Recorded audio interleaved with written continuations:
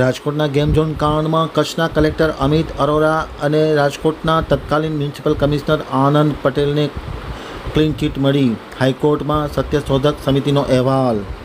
રાજકોટના અગ્નિકાંડમાં બે પૂર્વ મ્યુનિસિપલ કમિશનર બેદાગ સત્યશોધક સમિતિ આઈએએસ અમિત અરોરા અને આનંદ પટેલનો કોઈ રોલ ન હોવાનો રિપોર્ટ આપ્યો હતો. હાઈકોર્ટની સૂચનાને પગલે 3 સભ્યોની સત્યશોધક સમિતિ બનાવવામાં આવી હતી, જેમાં સમિતિના મેમ્બર તરીકે આઈએએસ મનીષા ચાંદ્રા, આઈએએસ પી સ્વરૂપ અને આઈએએસ રાજકુમાર બેનીવાલ સહિતની વર્ણિત થતી તમામ પ્રકારના પુરાવાઓ તપાસી અને આખરે રાજકોટના તત્કાલીન મ્યુનિસિપલ કમિશનર આનંદ પટેલ અને કચ્છના કલેક્ટર અમિત અરોરાને ક્લીન ચીટ આપવામાં આવી છે.